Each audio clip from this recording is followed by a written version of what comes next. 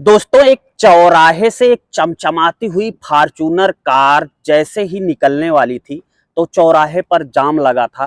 तो उस पे जो सवार था व्यक्ति फॉर्च्यूनर कार पे, वो अपने ड्राइवर से कहता है कि भाई साहब थोड़ी देर रुक जाओ, इतनी भी जल्दी क्या है, सामने लोग बहुत सारे खड़े हुए हैं और मुझे लग रहा है कि जाम काफी दूर तक है, इसलिए जल्दबाजी ना करो, आराम से चलते हैं, कोई जल्दबाजी नहीं है।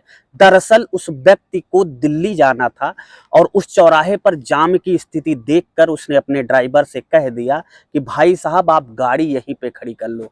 उसका ड्राइवर उसके द्वारा कही गई बातों को मान लेता है और एक्सीलेटर से अपना पैर हटा लेता है, गाड़ी को उसी भरे चौराहे पर रोक लेता है तब तक के लिए जब तक के लिए जाम खाली ना हो जाए। तो आगे क्या हुआ, जो आज की कहानी है वो वाकई में झकझोर देने वाली और एक सीख देने वाली कहानी है। कहानी में आगे बढ़ने से पहले आपसे मेरा बस छोटा सा भी नम्र अनुरोध है दोस्तों कि अगर अभी तक आपने चैनल को सब्सक्राइब ना किया हो तो चैनल को सब्सक्राइब कर लेना, साथ में लाल बेल आइकन के बटन को प्रेस कर लेना ताकि जब भी मैं ऐसी कहानियां अपने चैनल पर अपलोड करूं तो उसका नोटिफिकेशन आपको आसानी से मिल जाए। दोस्तों, आज सबसे पहले कहानी शुरू करने से पहले कुछ उन लोगों के नाम जिन लोगों ने पिछली वीडियो पर हमें सपोर्ट किया था, अपना प्यार दिया था। उनमें पहला नाम है अनवर अली का। अनवर अली भाई साहब ने कहा था कि बहुत सुंदर कहानी है आपकी। अनवर अली भाई साहब ने हालांकि अपना स्थान नहीं बताया कि वो कहानी हमारी कहाँ से देखते हैं। अनवर अली भाई साहब, आप कहानी जहाँ से भी देखते हैं, आप इतना सपोर्ट किया हमें, इसके लिए आपका बहुत बहुत धन्यवाद। दूसरा नाम है हिना झा का। इन्होंने भी हमें हार्ट का सिंबल भेज के हमारा सपोर्ट किया। हिना झा को भी बहुत बहुत दिल से शुक्रिया। और उसके बाद तीसरा जो नाम है वो है विजय मिश्रा। विजय मिश्रा ने हमें सपोर्ट करते हुए लिखा कि बहुत खूब। तो विजय मिश्रा जी, आपको भी दिल से बहुत बहुत धन्यवाद। दोस्तों, मैं आपको बता दूं कि हर कहानी में जो लोग हमारी कहानी पर सपोर्ट करते हैं हमें और कमेंट करते हैं, कहता भी हूं कि आप वीडियो कहां से देख रहे थे, आप कहानी कहां से देख रहे थे, आपका कमेंट हमारे लिए बहुत ज़रूरी होता है। हमें आपके कमेंट से, आपके सब्सक्रिप्शन से, जब आप हमारे चैनल को सब्सक्राइब करते हैं तो हमें ऐसी समाज में हो रही सच्ची कहानियाँ लाने में, आप तक पहुँचाने में, जिससे आप देखें, जिससे आप मोटिवेट हों, बहुत अच्छा लगता है। तो एक बार फिर से आपसे मैं बताना चाहता हूँ कि दोस्तों, अगर अभी तक आपने चैनल को सब्सक्राइब नहीं किया है तो चैनल को सब्सक्राइब कर लेना ताकि आगे आने वाली कहानी आपको आसानी से मिलती रहे। फिलहाल बिना देरी किए हुए कहानी की तरफ आगे बढ़ते हैं और आज की सच्ची कहानी की शुरुआत करते हैं। दोस्तों, दरअसल कहानी की शुरुआत होती है 14 अगस्त 2015 को। उत्तर प्रदेश का एक जिला पड़ता है कन्नौज, और इसी कन्नौज में एक जगह पड़ती है छिबरा मऊ। जो मैंने अभी शुरू में कहानी आपको सुनाई थी कि उस चौराहे पर जाम लगा था, छिबरा मऊ चौराहा था, यहीं पर ही जाम लगा हुआ था। उसमें बैठे सतेंद्र चौहान, जो कि फॉर्च्यूनर के मालिक थे, उन्होंने ही अपने ड्राइवर को कहा था कि आप जो है कार की स्पीड डाउन कर लो क्योंकि आगे जाम लगा हुआ है, बहुत सारी भीड़ है, तो जल्दबाजी ना करो। दरअसल सतेंद्र चौहान जी को उस समय दिल्ली जाना था, वो किसी विशेष काम से दिल्ली जा रहे थे। और जैसे ही चौराहे पर फॉर्च्यूनर कार रुकती है तो सतेंद्र चौहान जी बहुत ही दयालु किस्म के आदमी थे। वो देखते हैं कि उनकी गाड़ी के आसपास, उनकी फॉर्च्यूनर के आसपास 3-4 महिलाएं आती हैं जो गंदे कपड़े, बहुत ही गंदी तरीके से कपड़े पहने हुए हैं, बहुत ही मैला कपड़ा पहना हुआ है। उन्होंने देखने के बाद ऐसा लगता है कि ये लोग भीख मांगने वाले हैं। जैसे आपने देखा होगा बहुत सारे चौराहों पर, बड़े सिटियों में चौराहों पर जब जाम लगता है, जब आपकी कार रुकती है या आपका साधन रुकता है तो बहुत सारे लोग आ जाते हैं जो भीख मांगने के लिए आ जाते हैं। तो वैसे ही 3-4 महिलाएं सतेंद्र जैन के फॉर्च्यूनर के पास आ जाती हैं और शीशे पर लगातार वो अपने हाथ से टच करने लगती हैं। सतेंद्र जैन अपने ड्राइवर को इशारा करते हैं कि भाई दरवाज़ा खोल दो, ये लोग मजबूर आदमी हैं, मजलूम आदमी हैं, इनकी कुछ न कुछ सहायता कर दी जाए। सतेंद्र जैन का ड्राइवर जैसे ही फॉर्च्यूनर का शीशा नीचे करता है, वैसे ही सतेंद्र जैन अपने जेब में हाथ डालते हैं और जेब से पर्स निकालते हैं अपनी, और अपनी पर्स से कुछ रुपयों की गड्डी निकालते हैं, कुछ रुपयों की नोट निकालते हैं। और 3-4 महिलाएं जो थी उन्होंने 100-100 रुपया एक एक महिला को दिया। उसके बाद वो देखते हैं, अपने ड्राइवर को बताते हैं कि भाई साहब आगे जाम खुल रहा है, अब गाड़ी आगे बढ़ाओ। जैसे ही गाड़ी आगे बढ़ने वाली थी दोस्तों, सतेंद्र जैन देखते हैं गाड़ी आगे बढ़ने के पहले कि उनके खिड़की के पास एक महिला खड़ी है जो लगातार उनकी खिड़की पर ठोकरें मार रही है हाथ से और कह रही है कि बाबूजी हमें तो आपने कुछ दिया ही नहीं। सतेंद्र जैन जब उसे शीशे के अंदर से देखते हैं तो उन्हें ऐसा लगता है कि जैसे वो इस महिला को जानते पहचानते हों। सतेंद्र जैन तुरंत अपनी कार का शीशा नीचे करते हैं और वो महिला सतेंद्र जैन के पास चलकर आती है और अपना सर उस कार के अंदर डाल के सतेंद्र जैन से कहती है कि बाबूजी आपने तो मुझे कुछ दिया ही नहीं। जैसे ही सतेंद्र जैन उस महिला को देखते हैं कहते हैं अरे तुम यहाँ क्या कर रही हो। वो कहती है कि आप सतेंद्र हैं। तो वो कहते हैं कि हाँ मैं सतेंद्र हूँ, लेकिन तुम यहाँ पर कर क्या रही हो। दरअसल ये कोई महिला और नहीं बल्कि सतेंद्र जैन की तलाकशुदा पत्नी थी। दोनों का तलाक करीब 3 वर्ष पहले हो चुका था। दोनों एक दूसरे को देखते हैं। सतेंद्र जैन जब उससे पूछते हैं अपनी पत्नी से जिससे तलाक हो चुका था, जिसका नाम रूबी था, रूबी से कि रूबी तुम तो एक अच्छे खासे घराने की बिटिया थी और मैंने जब तलाक का कोर्ट में केस हुआ था तो तुमने मेरे नाम 40 लाख का जुर्माना लगाया था। वो 40 लाख का जुर्माना तुम्हारा क्या हो गया? तुम ऐसी स्थिति पे क्यों आ गई कि आज तुम दर बदर की ठोकरें खा रही हो और एक रोड पर भीख मांग रही हो। जब वो सब कुछ सुनती है तो कहती है कि मैं आपको सब कुछ बताऊंगी, मुझे थोड़ा सा टाइम दीजिए। सतेंद्र जैन अब रूबी से कहते हैं कि ऐसा है कि तुम मेरी कार में सवार हो जाओ, तुम मेरी पिछली वाली सीट पर बैठ जाओ। और सतेंद्र जैन अपने ड्राइवर से कहते हैं कि भाई साहब पीछे वाला दरवाज़ा खोल दो।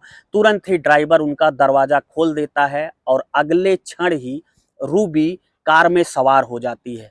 जैसे ही वो कार में सवार होती है, वहाँ के कुछ लोग जो दुकानदार थे उन्हें लगता है कि कोई बड़ा आदमी एक महिला को एक गरीब महिला समझकर, एक भिखारी समझकर कहीं गलत काम के लिए किडनैप वगैरह तो नहीं कर रहा है। वहाँ लोगों की भीड़ लग जाती है, पूरी बाजार इकट्ठा हो जाती है जानने के लिए कि आखिर एक फॉर्च्यूनर वाला बड़ा अमीर आदमी एक गरीब भिखारी को क्यों लेकर जा रहा है, आखिर उसने अपनी गाड़ी में क्यों बैठाया था। दरअसल जब वो महिला गाड़ी में सवार हो रही थी तो उसके साथ 3-4 जो भीख मांगने वाली और औरतें थी, उनको शक हो गया था। उनको ये सारी कहानी नहीं पता थी कि आखिर ये महिला फॉर्च्यूनर कार में क्यों बैठ रही है और फॉर्च्यूनर कार में बैठे व्यक्ति से इस महिला का क्या संबंध है। उन महिलाओं ने आपस में जब तेजी तेजी से बातें करनी शुरू की थी तो वो बातें धीरे धीरे 1 मिनट के अंदर पूरे बाजार में गूंज गई थी और पूरे बाजार वाले इकट्ठा हो गए थे। जैसे ही पूरे बाजार वाले इकट्ठा होते हैं, उस महिला से पूछते हैं तो वो महिला कहती है कि दरअसल ये मेरे तलाकशुदा पति सतेंद्र जैन हैं और मुझे ये जबरदस्ती नहीं ले जा रहे हैं, बल्कि मैं इनके साथ खुद जाने के लिए तैयार हूँ। सतेंद्र जैन रूबी को अपने साथ लेकर जाते हैं, एक होटल पर बैठाते हैं। वहाँ वो अपने ड्राइवर को कुछ पैसे देते हैं और कहते हैं कि जाओ मार्केट से, बाजार से इसके लिए एक अच्छी साड़ी खरीद कर लाओ, इसके लिए चप्पल खरीद कर लाओ, इसके लिए अच्छे कपड़े खरीद कर लाओ। ड्राइवर तुरंत ही अपनी मालिक की बात मानकर बगल के ही एक मार्केट से कपड़े लेकर आता है। तब तक वो होटल पर बैठे बैठे सतेंद्र जैन कहते हैं अपनी तलाकशुदा पत्नी रूबी से कि रूबी तुम होटल के अंदर जाके महिला स्नान घर में स्नान करके आओ। अब रूबी स्नान करके आती है और सतेंद्र जैन उसे नया कपड़ा पहनाते हैं। वो नया कपड़ा पहनने के बाद भी ऐसी लग रही थी जैसे वो नई नवेली दुल्हन हो। सतेंद्र जैन जब उसको देखते हैं तो वो देखते ही रहते हैं। वो सोचते हैं कि इसकी परिस्थिति भले ही बदल गई, लेकिन इसका चाल चलन, इसका चेहरा मोहरा कुछ नहीं बदला। ये सिर्फ हालात की मारी है, सिर्फ मजबूरियों की मारी है। सतेंद्र जैन उससे कहते हैं कि ऐसा है, मैं किसी जरूरी काम से दिल्ली जा रहा हूँ, अगर मुझे तुम थोड़ा सा टाइम दे दो तो मैं कल आऊँगा। तुम अपना पता लिखा दो मुझे कि तुम रहती कहाँ हो इस समय, तो मैं वहाँ पर दिल्ली वापस लौटने के बाद आऊँगा और तुमसे मुलाकात करूँगा। वो कहती है ठीक है। वो अपने कमरे पर चली जाती है और सतेंद्र जैन अपने ड्राइवर और फॉर्च्यूनर कार से दिल्ली चले जाते हैं। लेकिन न दिल्ली में सतेंद्र जैन की रात कट रही थी और न उधर रूबी, जो कि चौराहे पर भीख मांगती थी, उसकी रातें कट रही थी। दोनों ने ऊहापोह की स्थिति में करवटें बदल बदल कर पूरी रात काटी।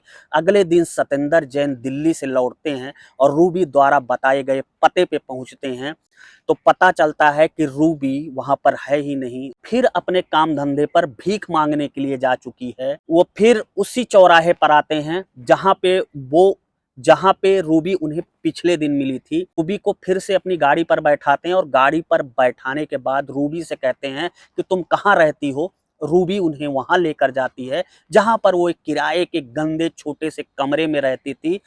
जब वो उस कमरे में अंदर जाते हैं तो देखते हैं कि एक बेड लगा हुआ है और बेड के ऊपर सतेंद्र जैन की और रूबी की एक फोटो टंगी हुई है। जैसे ही वो फोटो सतेंद्र जैन की नजरों में आती है, यानी कि सतेंद्र जैन की निगाह जैसे ही उस फोटो पर पड़ती है, वो रूबी से पूछते हैं, रूबी हमारा तुम्हारा तो तलाक 2-3 साल पहले हो चुका था, हमारा तुम्हारा एकदम अलग अलग रास्ते हो गए थे, सब कुछ बंटवारा हो चुका था, सब कुछ कोर्ट में तय हो चुका था, का मेरे ऊपर हर्जाना लगाया था, वो 40 लाख रुपए भी दे दिए, तो ये आखिर तस्वीर क्यों लगा रखी है।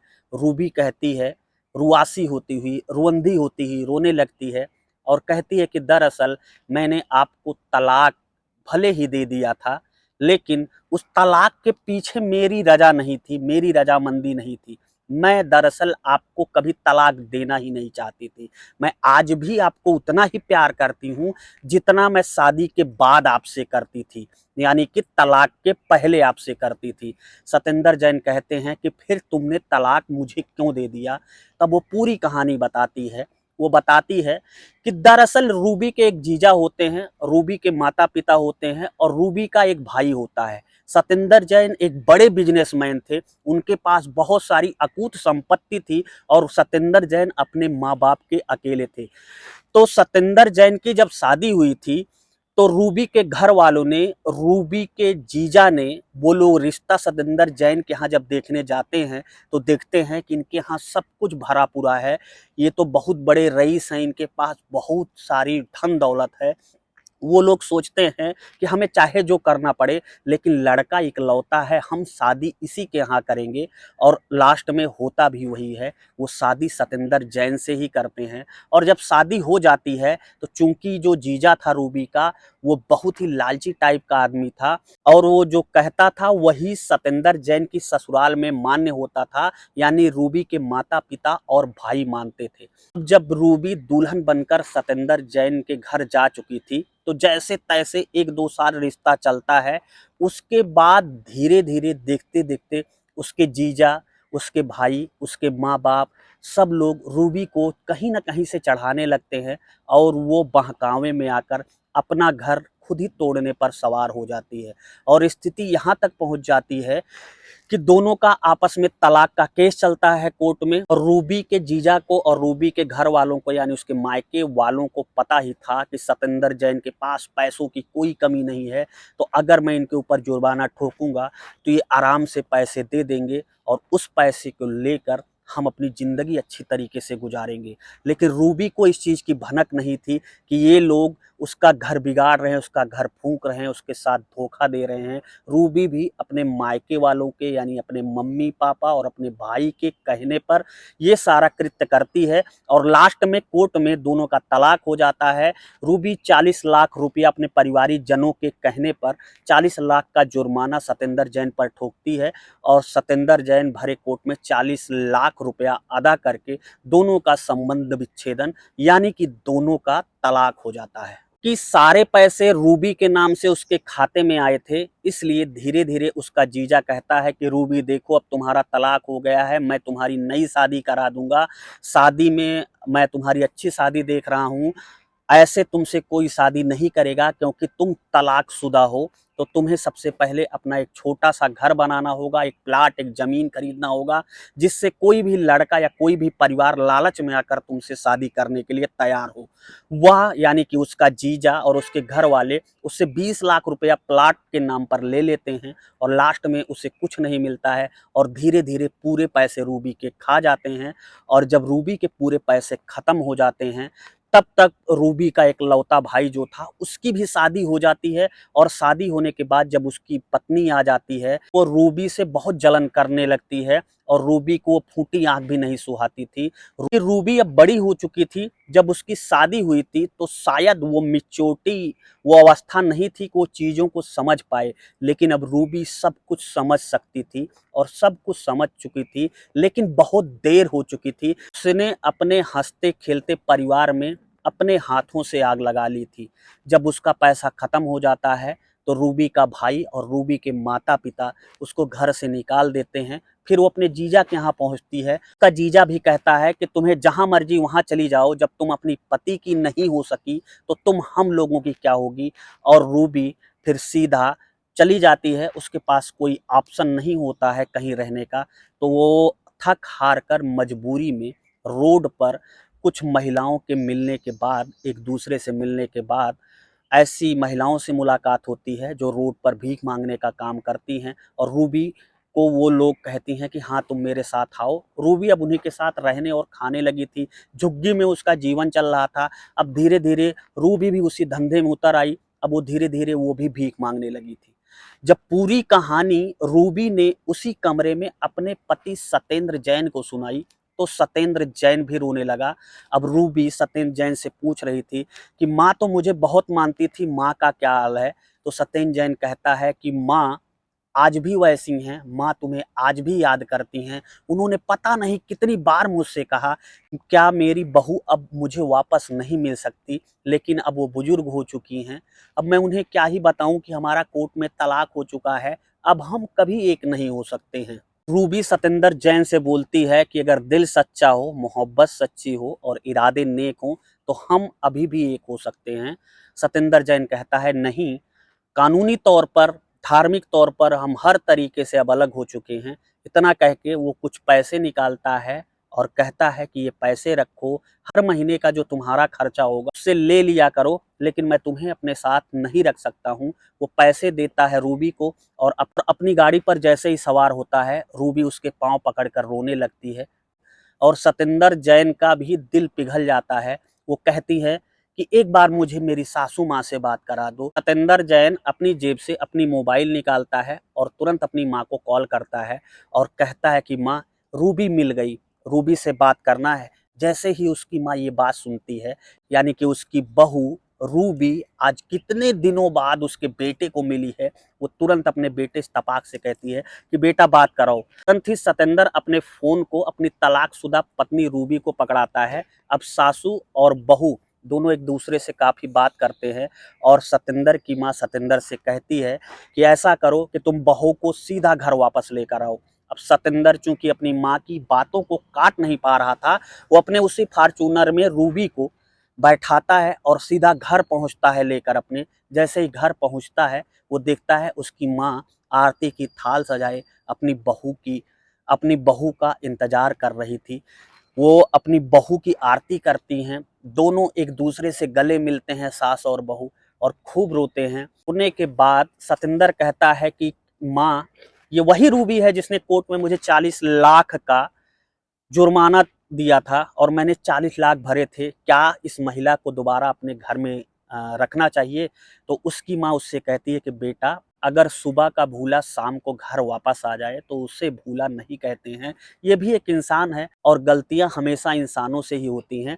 अगर इससे कोई गलती हो गई है तो इसको क्षमा कर दो, इसे माफ कर दो। सत्येंद्र जैन अब अपनी तलाकशुदा पत्नी रूबी को माफ कर देता है और दोनों एक साथ प्यार से रहने लगते हैं। दोस्तों फिलहाल ये छोटी सी सच्ची कहानी आपको कैसी लगी और आप ये कहानी किस प्रदेश के किस जिले से देख रहे थे, हमें अपने दिल की राय कमेंट बॉक्स में जरूर बताएं।